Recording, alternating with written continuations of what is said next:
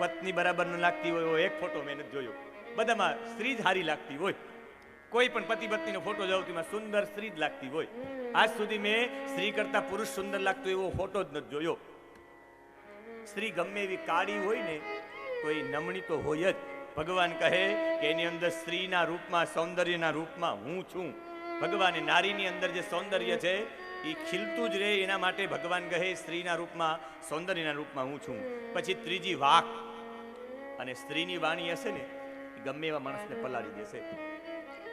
જેમાં રુજુતા હોય, અહીંયાથી હું કથા કરું એની જગ્યાએ કોઈ સ્ત્રી કથા કરતા હોય, કોઈ દીકરી કથા કરતા હોય, એ મારી વાણી તમને કર્કશ લાગશે પણ સ્ત્રીની વાણી તમને રુજુતા વાળી લાગશે. એ ભાઈ સીટ ખાલી છે, તત્કાલ કોઈ પુરુષ ઊભું થઈને સીટ આપી દે. એની વાણીની અંદર રુજુતા છે, બીજું કોઈ કારણ નથી, પણ એની વાણીમાં ભગવાન કહે એની વાણીની અંદર હું છું. એટલે સ્ત્રીઓની વાણી, ક્યારે કોઈ સ્ત્રી એમ કહેશે કે ભાઈ જવા દ્યો નહીં, એનાથી ભૂલ થઈ ગઈ હોય તો પુરુષ સામે પુરુષ હોય તો એ ઝઘડશે, પણ કોઈ બેન બોલી જશે. સ્ત્રીઓનું સન્માન રાખીએ એમ નહીં. શ્રીમદ ભગવદ્ ગીતા એવું કહે છે કે સ્ત્રીઓની અંદર વાણી રૂપે કૃષ્ણ કહે હું રહું છું. એટલે સ્ત્રીઓ બોલે એટલે કૃષ્ણ બોલે એમ જ સમજવાનું. આ નારીની અંદર તમે ક્યારેક જોજો, તમારા ઘરની સ્ત્રીઓ કે જોજો ભાઈ આ કોન્ટ્રાક્ટ ન રાખો, તો કે તને શું ખબર પડે આમાં કેટલાનું ટેન્ડર નાખવાનું. એ નાખે એટલે ટેન્ડર પછી ડાઉનમાં નાખે તો એ ભાઈને કંઈ મળે જ નહીં. ભગવાન કહે કે એની અંદર વાક, વાણીના રૂપમાં હું રહું છું. અને પછી ભગવાન કહે સ્મૃતિ, સ્મૃતિના રૂપમાં પણ સ્ત્રી છે. સ્ત્રી જેટલું યાદ રાખી શકે એટલું યાદ ન રાખી શકે, એની સ્મૃતિ પાવરફુલ હોય. એ 25 વર્ષ પછી પણ મળે તો કે તું વીરપુરમાં ફલાણા ભાઈ દીકરી કે નહીં, એક જ સેકન્ડમાં ઓળખી જાય. આ સ્મૃતિના રૂપમાં સ્ત્રી છે. અને સ્મૃતિ એટલે ભગવત નામ સ્મરણ. આપણાથી વધારે ભગવાનનું નામ સ્મરણ સ્ત્રીઓ કરી શકે. સ્ત્રીઓ રોટલા બનાવતા બનાવતા, ઘરનું કામ કરતા કરતા પણ સતત ને સતત ભગવાનનું નામ લઈ શકે. આપણે ન લઈ શકીએ, કારણ કે ભગવાન સ્મૃતિના રૂપમાં એની અંદર છે. અને એના પછી મેધા, ભગવાન કહે સ્ત્રીઓની અંદર મેધાના રૂપમાં હું છું. મેધા એટલે પ્રચંડ બુદ્ધિ. એટલે જ મને એવું લાગે છોકરા કરતા છોકરીઓ ભણવામાં હોશિયાર હોય. એ ઘરના વાસણ સાફ કરે, રસોઈ બનાવે, બધું કરે, પણ પેપર દે તો ટકાવારી સ્ત્રીઓની જ વધારે હોય. એનું કારણ છે કે આ પેપર જોવાવાળા કંઈ ભેદ નથી કરતા, એમાં તો ખાલી સિરિયલ નંબર જ હોય, પણ એને ટકાવારી સૌથી વધારે આવે. એનું કારણ ભગવાન કહે શ્રીમદ ભગવદ્ ગીતામાં કે એમાં મેધા રૂપે હું રહેલો છું. અને છેલ્લો ભગવાન 7મો ગુણ કહે સ્ત્રીઓની અંદર ક્ષમા રૂપે હું રહું છું. ભગવાન કહે કીર્તિ શ્રીર વાક્ચનારીણામ સ્મૃતિર મેધા ધૃતિ ક્ષમા. સ્ત્રીઓમાં ક્ષમાનો ગુણ હોય, તત્કાલ માફ કરી દે. સ્ત્રીઓની અંદર ક્ષમાનો ગુણ હોય એટલે જ અહીં દ્રૌપદીએ માફ કરી દીધો કે બ્રાહ્મણનો દીકરો છે જવા દો. બાકી એના દીકરાને માર્યા હોય આપણે પુરુષમાંથી એક વ્યક્તિ જવા ન દઈએ. એટલે કહ્યું છે ક્ષમયા ધરિત્રી, ધરતી જેવો ક્ષમાનો ગુણ હોય છે સ્ત્રીઓની અંદર. એટલે એ દ્રૌપદી કહી દે જવા દો, જવા દો, છોડી દો. કારણ કે સ્ત્રીઓમાં ક્ષમાનો ગુણ સહજ છે. અને છોડી દેવાય કે આ તને મારનારો છે કે ભલે મને ખબર છે, એક દીકરા ખોવાનું દુઃખ શું છે મને ખબર છે. મેં મારા 5 દીકરાઓને ખોયા. મને સાંત્વના આપવા માટે મારા 5 પતિ છે, મારી કુંતી જેવી માં છે અને મારો કૃષ્ણ જેવો ભાઈ છે. પણ આપણા ગુરુજી વીરગતિને પ્રાપ્ત થયા મહાભારતના યુદ્ધમાં. હવે એક કૃપી એકલી જ છે અને એ કૃપીનો જીવનનો એક જ લાકડી આ દીકરો છે. આ દીકરો મરી જશે ને તો કૃપી એકલી થઈ જશે. દીકરા ખોવાનું દુઃખ મેં અનુભવ્યું છે, મારે કોઈને અનુભવ નથી કરાવવો. છોડી દો, છોડી દો. આ વાક્યએ પુણ્યના ઢગલા કરી નાખ્યા. આ દ્રૌપદીના પુણ્યના કારણે પરીક્ષિત જેવાને આવા સદગુરુ મળ્યા, સુખદેવજી જેવા. દ્રૌપદીના પુણ્યના કારણે આ વાક્ય પુણ્યનો ઢગલો કરી નાખ્યો. અર્જુને કૃષ્ણની શરણાગતિ લીધી કે મને બ્રહ્માસ્ત્ર બાળી મૂકશે. એ શરણાગતિ એ પુણ્યના ઢગલા કરી નાખ્યા. એના શરણાગતિના કારણે પરીક્ષિતને આવા ગુરુ મળ્યા. અને એ સમયે આ દ્રૌપદીની અંદર ધાર્મમ ન્યાયમ સકરુણમ નિર્વલીકમ સમમ મહત. આ દ્રૌપદીના વાક્યમાં એટલું બધું હતું. એનું એક કારણ હતું દ્રૌપદી સાક્ષાત ઇન્દ્રાણી હતા. કદાચ આપણે આ કથાથી વિદિત નહીં હોઈ શકીએ. મહાભારત વાંચો તો ખબર પડે. ઇન્દ્રએ જ્યારે 2 પાપો કર્યા, એક અહલ્યા સાથે છેડછાડ કરી, અહલ્યાનું ચરિત્ર ભ્રષ્ટ કર્યું, અને એક વિશ્વરૂપને માર્યા, બ્રાહ્મણના દીકરાને. બ્રહ્મ હત્યા અને એક સ્ત્રીનું ચરિત્ર દૂષિત કર્યું. એટલે 4 ગુણ જતા રહ્યા: પ્રજ્ઞા, રૂપ, યશ, બલ અને ઐશ્વર્ય. આ 5 તમારે પ્રાપ્ત કરવા હોય ને, એ પ્રાપ્ત કરો તો ઇન્દ્રાસન ઉપર બેસી શકો. ઇન્દ્રાસન, ઇન્દ્ર માનસરોવરમાં જતા રહ્યો કે મારે હવે કોઈ પણ ભોગે પ્રાપ્ત કરવું છે, શું કરું? તો કે આ પાંચેય વસ્તુ પ્રાપ્ત કરવી તો પૃથ્વી ઉપર જાઓ. સાહેબ, દેવતા બનવા પહેલા પણ એકવાર પૃથ્વી ઉપર આવવું જ પડે. તમારે આ પાંચે પાંચ વસ્તુ મેળવવી તો જ દેવતા બની શકો. આ વનવે છે, જેમ અહીંથી તમારે કોઈ પણ રાજ્યમાં જવું હોય તો અમદાવાદ જવું જ પડે, અમદાવાદ થઈને જ જઈ શકો. એમ પૃથ્વીલોક અમદાવાદ છે, ગમે ત્યાં જવું હોય અહીં થઈને જવું પડે, સ્વર્ગમાં પાતાળમાં ગમે ત્યાં. અને આ પ્રાપ્ત કરવા માટે ઇન્દ્ર કહે કે મને ક્યાંક સારી જગ્યાએ જન્મ આપો. ધર્મરાજાને પ્રાર્થના કરી, હે ધર્મરાજ, કંઈક મારી પર કૃપા કરો. ડાબી બાજુનો એક ભાગ ધર્મરાજાએ પધરાવ્યો કુંતીના પેટમાં, ઇન્દ્રનો એક ભાગ. એનાથી ધર્મરાજાની મદદથી ભાગ પધરાવ્યો એટલે યુધિષ્ઠિર થયા ધર્મરાજના અવતાર સ્વરૂપ. ફરી પ્રાર્થના કરી વાયુદેવને, વાયુદેવે ડાબી બાજુનો એક ભાગ કુંતીના પેટમાં પધરાવ્યો, એનાથી ભીમ થયા.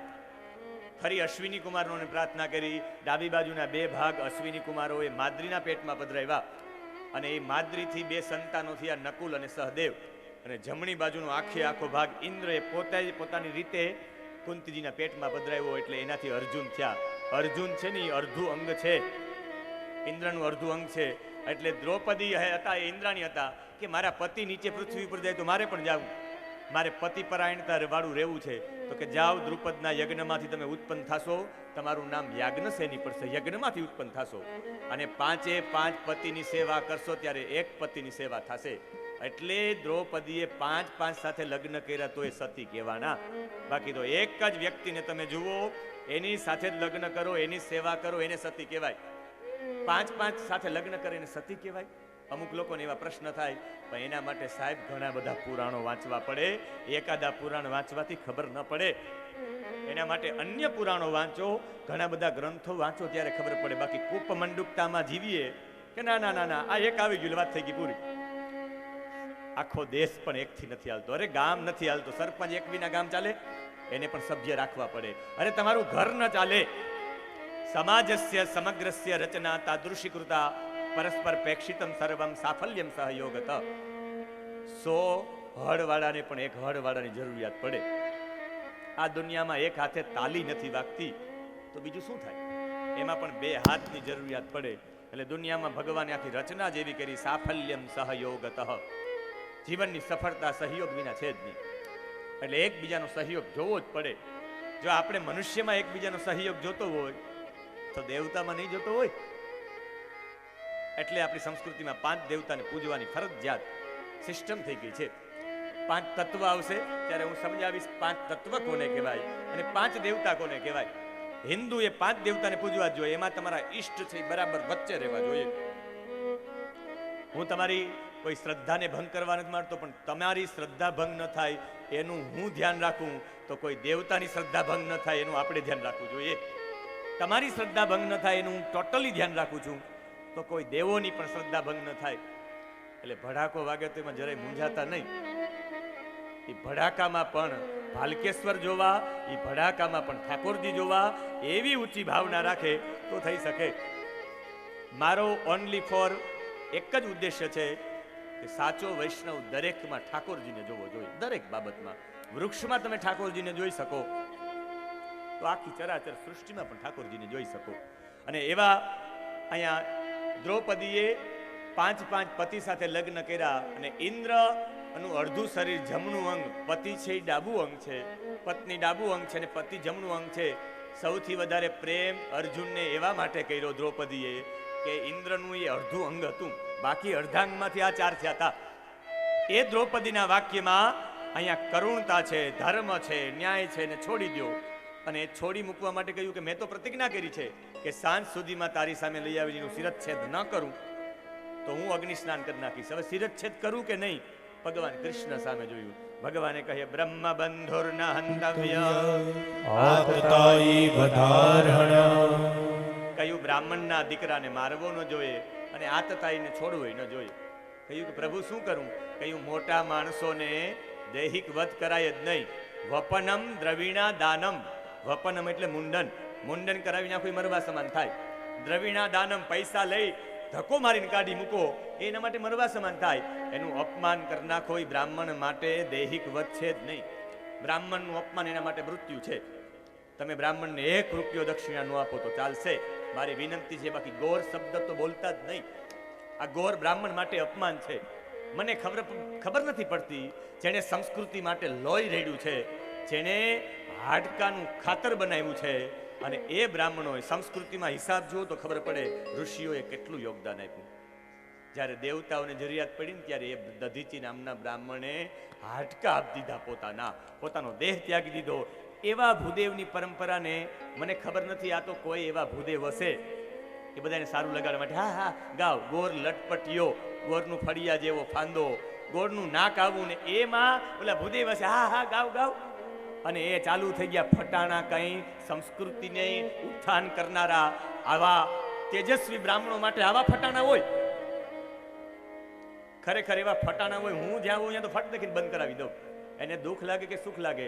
સંસ્કૃતિ માટે જતન કરનારા આ આખી પરંપરાને તમે આવી રીતે હસો. વ્યવહારિકતા જોવી જોઈએ, ક્યારે શું બોલવું. એટલે જીવનમાં 1 રૂપિયો દક્ષિણાનો આપો ચાલશે, પણ કોઈ દિવસ ગામના ભૂદેવને નામથી બોલાવો, એ રમલા, એ રમેશ એમ કહો તો ચાલે, રમેશ નામ હોય તો ભૂદેવનું. પણ ગોર કયો ને એ તો એકદમ તોછડો શબ્દ છે. ગોર મહારાજ, ગોર બાપા એવા શબ્દો છેલ્લે કઈ ન હોય તો શાસ્ત્રીજી, ભૂદેવ એવા નામથી એનું નામ લઈને બોલાવો. અમે તો નાના છોકરાઓને ભાઈ વિના ન બોલાવીએ. અમાની માનદો માન્ય લોકસ્વામી ત્રિલોકધ્રુક વિષ્ણુ સહસ્ત્રનો જે પાઠ કરીએ એમાં ભગવાનનું એક નામ છે અમાની. ભગવાન માનની અપેક્ષા નથી રાખતા. ભગવાનનું બીજું નામ છે માનદહ, માનમ દદાતિ ઇતિ માનદહ. આ હું એવા માટે કહું છું કે કથા ગોદડા ઓઢાડવા માટે નથી, કથા ગોદડા ખેંચવા માટે છે. તમને જાગૃત કરી દે એ જ કથા, તમને દોડતા કરી દે, તમને ચાલતા કરી દે એ કથા. બાકી કથામાં સુવડાવી દે ને કથા જ ન કહેવાય. જાગૃત કરી દે, નિંદર આવતી હોય તો તમે 1 સેકન્ડમાં ઊભા થઈ જાઓ, એને કથા કહેવાય. એટલે આ ભૂદેવ હતા, એ ભૂદેવને છોડી દીધા. સમજી લો જે બ્રાહ્મણ એના 5 દીકરાઓને મારા બ્રાહ્મણ પ્રત્યે કેટલું માન હશે, છોડી દીધો અને અપમાન કરીને છોડી મૂકો. શિખા કાપ લીધી, સિરત છેદ નહીં, શિખા છેદ કરી નાખી. પેલા શિખા કપાઈ જતી એટલે મરી જતા માણસો, ચોટી કાપવી કે મરી જવું બે સમાન કહેવાય. ચોટી રાખવી દરેક હિન્દુને ફરજિયાત છે, વૈષ્ણવોને ફરજિયાત છે. ચોટી, તિલક, ચોટી અને જનોઈ આ હોવા જ જોઈએ, શિખા સૂત્ર તો હોવા જ જોઈએ. આ સમયે અત્યારે કોઈને શિખા નથી એટલે શિખામણ ટકતી નથી. હું અત્યારે આ શિખાનું વૈજ્ઞાનિક કારણ તમને આપી શકું. શિખા રાખવી ફરજિયાત છે. 4 જગ્યાએથી તમારી ઉર્જા નીકળી જાય, 4 જગ્યાએથી તમારી ઉર્જા નીકળે. શા માટે ભાઈ તમને ગાદલા પાથરી આપ્યા બેસવા માટે? યજમાનને પૈસા વધી જાય છે, એમનેમ બેસાડ્યા તો ન ચાલે, પણ ગાદલાનું પાછળ એ તમારું આસન છે. જમવા સમયે આસન વિના જમવા બેસો એટલે આવા થઈ જાઓ. આ ફાંદ નીકળી જાય ને આવા થઈ જાય ને આસન વિનાના જમો. એટલે એક દીકરાને આસન ઉપર જમાડો, એક દીકરાને આસન વિના જમાડો, એનો અનુભવ કરો. તમે જમો અને પેટમાં બધું ભેગું થાય ને તમારા શરીરમાં ઉર્જા હોય સીધી નીકળી જાય. જમીન ગુરુત્વાકર્ષણના બળને કારણે જમીન બધું લઈ જાય અને એ તમારી શક્તિ ઉર્જા તો લઈ જાય, જે તમે જમ્યા હોય જે ઉર્જા ઉત્પન્ન થઈ હોય સીધી જમીન લઈ જાય ને તમારા પેટમાં 2.5 રોટલા પડ્યા હોય, કદડો જ પડ્યો હોય. એ કદડાનો પછી મદ મેલ થાય અને એની ચરબી થાય, એનાથી શરીર બગડે. કોઈ પ્રાથમિક શાળાના શિક્ષકને પૂછો કે તમે પ્રાર્થના બોલાવો છો તમારા વિદ્યાર્થી પાસે, ત્યારે આમ હાથ રખાવી, પલોઠી વાળી, આસન ઉપર બેસી, આંખ બંધ કરી, યા કુંદેન તુદુષારહાર ધવલા, શા માટે બોલાવો છો? આજના શિક્ષકો જવાબ નહીં આપી શકે, હાઈસ્કૂલના શિક્ષકો પણ જવાબ નહીં આપી શકે, કોલેજના પ્રોફેસરો પણ જવાબ નહીં આપી શકે. એના જે જવાબ તમને ન મળે ને એ હાલતી ચાલતી યુનિવર્સિટી એટલે વ્યાસપીઠ છે, અને વ્યાસપીઠથી તમને એવા જવાબ મળે. તમારા શરીરમાં 4 જગ્યાએથી તમારી શક્તિ બહાર નીકળે. એમાં પહેલી શક્તિ નીકળે એ તમારા જમણા પગના અંગૂઠાથી નીકળે. તમારા શરીરનો આવો ભાગ છે ને, ઉર્જાને બહાર નીકળવા માટે આવો ભાગ જોઈએ, જેને કહેવાય અણીવાળો ભાગ. અણીવાળા ભાગમાંથી ઉર્જા બહાર નીકળે. એનું પ્રત્યક્ષ ઉદાહરણ છે ટાવરો. મોબાઈલના ટાવરો આમ જ હોય, એમાંથી જ ઉર્જા બહાર નીકળે. તમારા પગ છે ને, એ પગમાંથી ઉર્જા બહાર નીકળે એટલે ગુરુને પગે લાગવાની સિસ્ટમ છે. ગુરુના ચરણોમાં તમારું આ કપાળ અડવું જોઈએ, દંડવત પ્રણામ કરવાના. એટલે જે આવે ત્યારે બધા ચરણ સ્પર્શ કરે ને આ અડાડે. એનું કારણ છે કે આ ભાગ છે ને, ઉર્જાને પકડવા માટે આ સપાટ ભાગ જોઈએ.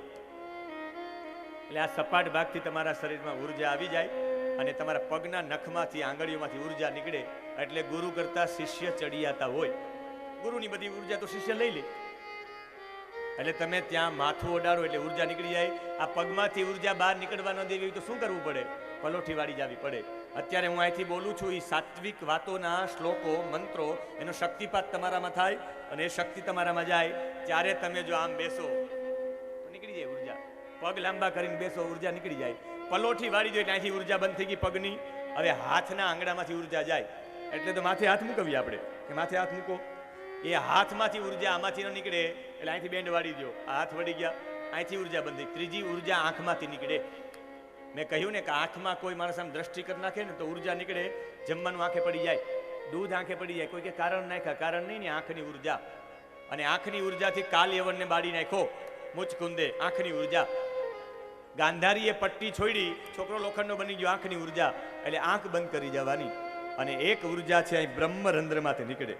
અને આ બ્રહ્મરંધ્ર ઉપર તમે ચોટી વાળી દો ટાઈટથી એટલે આ બધા છિદ્ર છે એકદમ પેક થઈ જાય. અને છિદ્ર પેક થઈ એટલે ત્યાંથી ઉર્જા નીકળે નહીં. એટલે પૂજા સમયે, ભોજન પૂજા સમયે તમારે શિખા બાંધેલી હોવી જોઈએ. તમે જમવા બેસો ત્યારે ચોટી ખોલ નાખવાની, નકામી ઉર્જા હોય ત્યાંથી નીકળી જાય. તમે કોઈને શબ માથે લ્યો ત્યારે ચોટી ખોલી નાખવાની, ખોટી ઉર્જા ત્યાંથી નીકળી જાય. તમે મળમૂત્રનો ત્યાગ કરો ત્યારે ચોટી ખોલી નાખવાની, ત્યાંથી નીકળી જાય. આની પાછળનું સાયન્સ છે. આ શિખા એ સમયે રાખતા. અત્યારે કોઈને શિખામણ ટકતી નથી, એનું કારણ શિખા નથી રાખતા. આમાંથી કેટલા લોકોને શિખા છે? વૈષ્ણવના લક્ષણોમાં શિખા પણ છે. જય હો, જય હો, જય હો. ગયમું શિખાવાળા છે એ બધા વંદનને યોગ્ય છે. તમે ભારતીય સંસ્કૃતિને જાળવવા માટેનો પ્રયત્ન કર્યો છે અને આ સંસ્કૃતિને જાળવવાળા શિખાનો છેદ કરી નાખ્યો. ધક્કો મારી મણી કાઢી મૂકો. અને કાઢી મૂકો એટલે એને ખૂબ દુઃખ થયું, અપમાનનું. કારણ કે બ્રાહ્મણનું અપમાન થાય. નંદ વંશનું નિકંદન કાઢી નાખ્યું વિષ્ણુગુપ્તે. જ્યાં સુધી નંદ વંશનું નિકંદન ન કાઢી નાખું. અને એક શિક્ષક વિષ્ણુગુપ્ત કહ્યું કે મૌર્ય વંશની સ્થાપના નહીં કરું, ચોટી બાંધીશ નહીં. એને આપણે ચાણક્ય તરીકે ઓળખીએ છીએ. અને મહાભારતના યુદ્ધમાં ભગવાને કહ્યું કે હવે હું જાઉં છું, હવે બધું તમે વિજયને પ્રાપ્ત થઈ ગયા છે. અને ભગવાને રજા માંગી છે પણ રજા કોઈ આપતા નહીં, થોડા દિવસ રોકાઈ જાઓ. કૃષ્ણ 4 મહિના પહેલા આવી ગયા હતા યુદ્ધમાં અને 18 દિવસ સુધી ભગવાન સૂતા પણ નથી. મહાભારતમાં એક દિવસ દુર્યોધને કહ્યું કે ભગવાન પિતામહ, તમને પાંડવો પ્રત્યે પ્રેમ છે. આ તરફ આપણા રોજ રોજ મરે ને પાંડવોમાંથી એક પણ ન મરે. અને આખા મહાભારતના યુદ્ધમાં પાંડવો તરફથી પણ મરતા હતા. પણ કોણ મરતા હતા ખબર છે? પાંડવોના દીકરા મરતા હતા. આ તરફ કૌરવો મરતા હતા, આ તરફ પાંડવોના દીકરા મરતા હતા. અને પાંડવોના દીકરાઓ મરતા હતા. એમાં કોણ કોણ મરતા હતા? કે યુધિષ્ઠિર હતા ને, 5 પાંડવોએ દ્રૌપદી સિવાયની ઘણી બધી પત્નીઓ હતી. યુધિષ્ઠિરને પોરવી નામની પત્ની હતી દ્રૌપદી સિવાયની, જેનાથી દેવક નામનો દીકરો થયો હતો. એ દેવક મહાભારતના યુદ્ધમાં વીરગતિને પ્રાપ્ત થયો હતો. નકુલ હતો, એને કરેણુ જાતિ નામની પત્ની હતી, એમાંથી નરમિત્ર નામનો પુત્ર ઉત્પન્ન થયો હતો. સહદેવને પર્વત રાજાની દીકરી વિજયા નામની પત્ની હતી, જેમાંથી સુહોત્ર ઉત્પન્ન થયો. અને આપણે હિડમ્બાનું તો હમણાં જાણી ગયા. આ ભીમને હિડમ્બા નામની પત્ની, એક કાલી નામની પત્ની હતી, જેમાંથી સર્વગત નામનો પુત્ર ઉત્પન્ન થયો. હિડમ્બાથી ઘટોત્ગત થયો. અર્જુનને ઉલુપી નામની નાગકન્યા હતી, જેનાથી ઈરાવાન નામનો પુત્ર હતો. મણિપુર રાજાની દીકરી હતી, જેનું નામ હતું ચિત્રાંગદા, એનાથી બભ્રવાહન થયો. અને સુભદ્રાથી અભિમન્યુ થયો. એટલે આ તરફ આ લોકો મરતા હતા. કૌરવો પક્ષમાં કૌરવો, નામાં પાંડવોના પુત્રો. એટલે પાંડવોના પુત્રો મરતા હતા. એટલે કહ્યું કે પ્રભુ પિતામહ ભીષ્મ, તમે આ પાંડવોમાંથી એક પણ મરે કેમ નહીં? પ્રતિજ્ઞા કરી પિતામહ ભીષ્મએ કે કાલ હું નહીં કે આ નહીં. અને અર્જુન સુતા હતા એટલે દ્રૌપદી ઉઠાડ્યા કે તમારા ઉપર ઈશારો છે, કાલે પિતામહ સામે લડવાનું છે. તમે સુતા છો ઘસઘસાટ? કે મારો ઓળો પિતાંબર ધારી જાગે છે ત્યાં સુધી મારે જાગવાની જરૂરિયાત નથી. ભગવાન 18 રાત્રિ સુધી સુતા નથી. જેને પદ છોડ્યું, સ્થાન છોડ્યું, માતા પિતા પત્ની બધા છોડીને આવ્યા. જે અતિરથી નહીં, મહારથી નહીં, જે સારથીનું કામ સંભાળે. અને ભગવાને આ બધું છોડીને આવ્યા એટલે ભગવાન કહી શકે છેલ્લે અર્જુનને કે સર્વધર્માન પરિત્યજ્ય મામેક શરણમ વ્રજ. તું બધું છોડીને મારા શરણે આવી જા. અને યુદ્ધ ન કરતા હોય ત્યારે અર્જુનને કહી શકે એકલેબ્યમ, હે નપુસંગ ઉભો થા, યુદ્ધસ્વ, યુદ્ધ કર, એ કહી શકે જે બધું છોડીને આવ્યા હોય. માવો છોડીને આવ્યા હોય માવો છોડવાનું કહી શકે. એટલે પરમાત્માએ આ બધું કહ્યું. ભગવાન કે હવે હું રજા લઉં છું. પણ રજા લેવા માટે નીકળ્યા પણ એ સમયે એક સ્ત્રી દોડતી દોડતી આવી છે, અને એ સ્ત્રી દોડતી દોડતી આવી છે. આ સ્ત્રી કોણ છે એનો પરિચય કરાવતા કહે છે, રામચરિત માનસમાં સ્ત્રીની ઓળખ આપી છે કે સ્ત્રીને ઓળખવી હોય તો કેવી રીતે ઓળખી શકાય. પેલા કોની દીકરી છે, પછી કોની પત્ની છે, અને કોની માતા છે, એમ કોઈ સ્ત્રીને ઓળખી શકાય. એટલે તુલસીદાસજી આ ક્રમ સાચવી રાખ્યો છે. જય જય ગિરિવર રાજ કિશોરી, જય જય ગિરિવર રાજ કિશોરી, જય મહેશ મુખ ચંદ્ર ચકોરી, જય મહેશ મુખ ચંદ્ર ચકોરી, જય જગબદન સડાનન માતા, જય જગબદન ષડાનન માતા, જગત જનની દામિની દ્યોતિ ગાતા, જગત જનની દામિની દ્યોતિ ગાતા. અને આ જે દોડતી આવી સ્ત્રી બીજી કોઈ હતી નહીં, ઉત્તરા હતી, વિરાટ રાજાની દીકરી, અભિમન્યુના પત્ની, અને જે પરીક્ષિત ઉત્પન્ન થવાના છે એની માતા. દોડતા દોડતા ભગવાનના શરણો પકડી લીધા, આશ્રયમાં આવી, શરણમાં આવી, ચરણો પકડીને કહ્યું કે મને બચાવો, મને બચાવો. પાહી પાહી બે વખત શબ્દ વાપરા છે, અને શબ્દમાં વાપર્યું છે પાહી પાહી મહાયોગી દેવ દેવ જગત્પતે, નાન્યમ ભયમ પશ્યે યત્ર મૃત્યુ પરસ્પરમ. કહ્યું કે હે મહાયોગી, હે જગતપતિ. બે સંબોધન કર્યા. એવા માટે બે સંબોધન કર્યા કે મહાયોગી, મારા પેટમાં બ્રહ્માસ્ત્ર છોડ્યું છે અશ્વત્થામાએ. આ પાંડવોનો વંશ છે એ જતો રહે એ માટે બ્રહ્માસ્ત્ર છોડ્યું છે, મારું રક્ષણ કરો. તમે મહાયોગી છો, અને મહાયોગી શરીરની અંદર જઈને બાળકનું રક્ષણ કરી શકે, એટલે મહાયોગી કહ્યું. યોગી પરકાયા પ્રવેશ જાણતા હોય. તમે તો મહાયોગી છે, મારા શરીરમાં પ્રવેશ કરો, એટલે મહાયોગી શબ્દ વાપરો ને એક જગતપતિ શબ્દ વાપરો. કે તમે એવું વિચારતા નહીં કે આ ઉત્તરાને હું સ્પર્શ કરું કે નહીં, એના શરીરમાં જાઉં કે નહીં. તમે વિશ્વ જગતપતિ છો, એટલે મારા શરીરને સ્પર્શ કરી શકો. અને એ રીતે બે સંબોધન વાપ્યા. કહ્યું કે કામમ દહતુ મામ નાથ મામે ગર્ભો નિપાત્યતામ, મારા ગર્ભનું રક્ષણ કરો, મને બાળવું હોય તો બ્રહ્માસ્ત્ર ભલે બાળે. અને અપમાનથી દાઝેલા માણસે એવું બ્રહ્માસ્ત્ર છોડ્યું હતું અશ્વત્થામાએ. ભગવાન એના પેટમાં ગયા. મહાભારતમાં કથા થોડીક અલગ છે, પણ ભાગવતજીમાં થોડીક અલગ છે. ભગવાન અંદર ગયા, હાથમાં કૌમુદી નામની ગદા હતી, ભગવાને એવી ગદા ફેરવી છે, એવી ગદા ફેરવી છે, એટલે સતત ગદા ફરવાથી જોઈએ રાખ્યો અંદર બાળક. પરિહિ ઈક્ષિત, આંખો ફરવા માંડી ચારે બાજુ. પરી એટલે આંખો ફરવાથી નામ પડી ગયું પરીક્ષિત, અને બાળકનું રક્ષણ કર્યું છે. ભગવાન એની પરિક્રમા કરી, એટલે પેટમાં જ ભગવાનના રક્ષણ દર્શન થઈ ગયા છે. ઉત્તરાની શરણાગતિ ભગવાન પાસે થઈ, એના કારણો બે છે. એક તો દ્રૌપદીએ કહ્યું હતું કે મુશ્કેલી આવે ને ત્યારે તું ફક્ત ને ફક્ત ભગવાન પાસે જાજે. મારા પતિઓ પણ બચાવી નહોતા શક્યા, મારી જ્યારે ચિરહરણ થતું હતું, અને એ દ્વારિકા વાળો મને બચાવવા આવ્યો હતો, એટલે દ્વારિકાધીશનું જ સ્મરણ કરજે. એટલે ઉત્તરા દોડીને ત્યાં જ ગયા. અને બીજું, ભગવાનની શરણાગતિ ઉત્તરાએ સ્વીકારી, એટલે એના પેટમાં રહેલો ગર્ભ પરીક્ષિતને પણ આવા ગુરુ મળ્યા. અને પછી કહ્યું કે ઉત્તરાનો ગર્ભ બચી ગયો, હવે હું જાઉં. 51 દિવસો થઈ ગયા છે. ભગવાન જવાની તૈયારી કરતા હતા, ત્યાં આવી ગયા માં કુંતી માતા.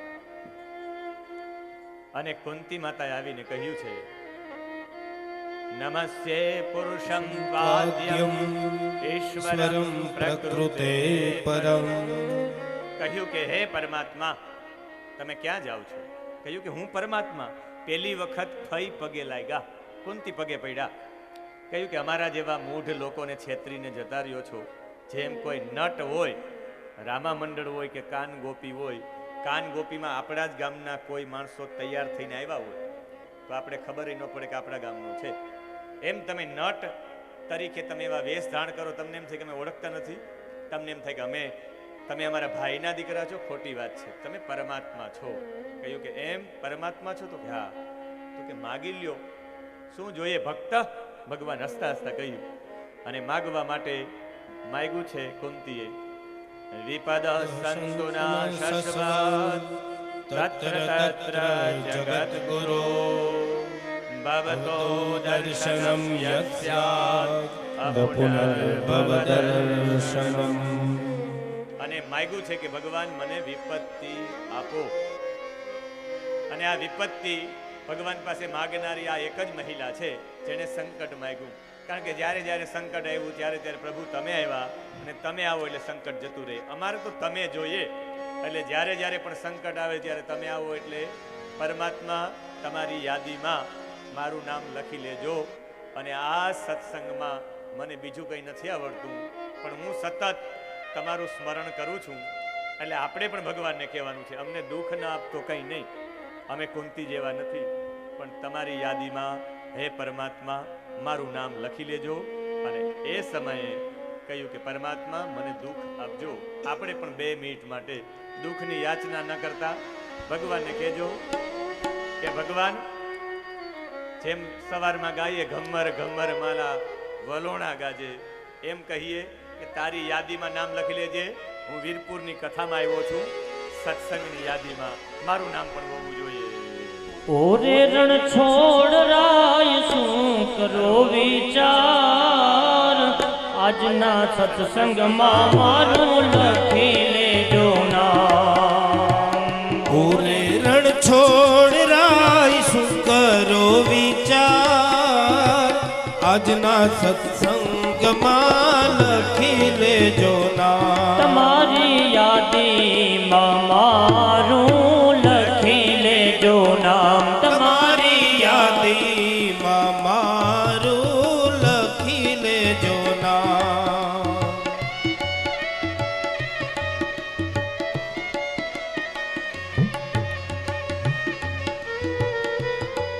અમે આમાં મુશ્કેલી જ્યારે પડે ત્યારે તને યાદ કરું, એ પંક્તિઓ લે.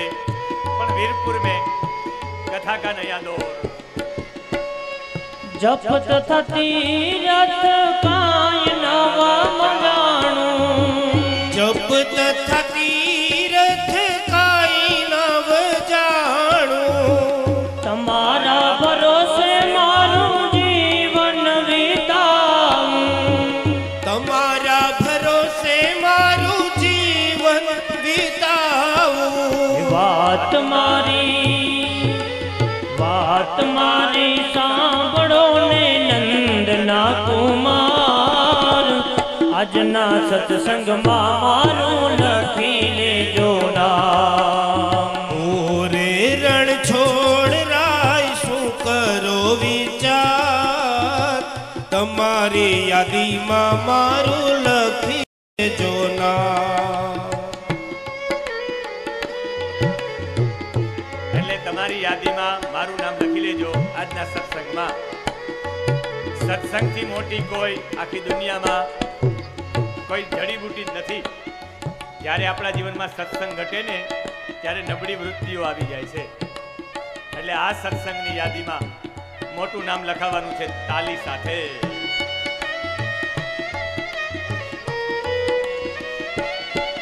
ઓ હરતા ને ફરતા રામ રટણ કરતા, હરતા ને ફરતા રામ રટણ કરતા.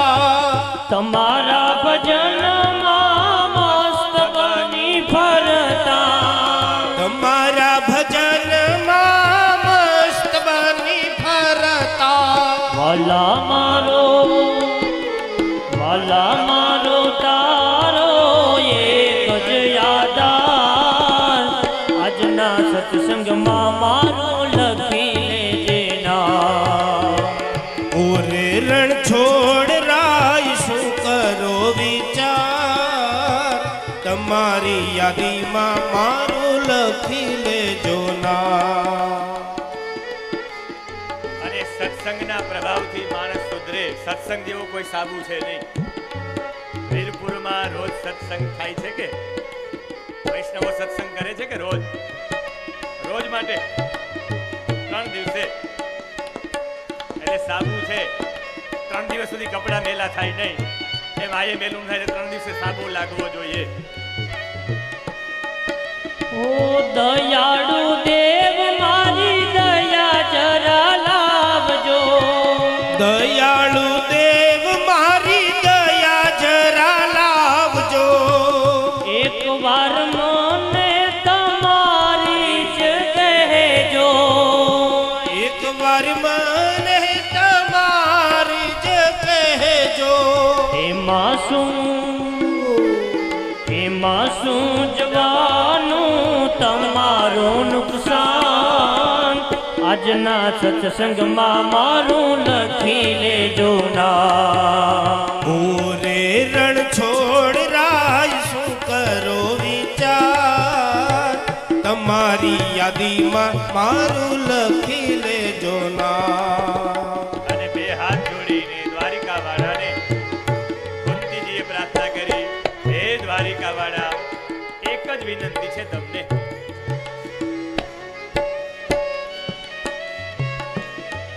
ઓ જન્મો જન્મની દાસી તમારી.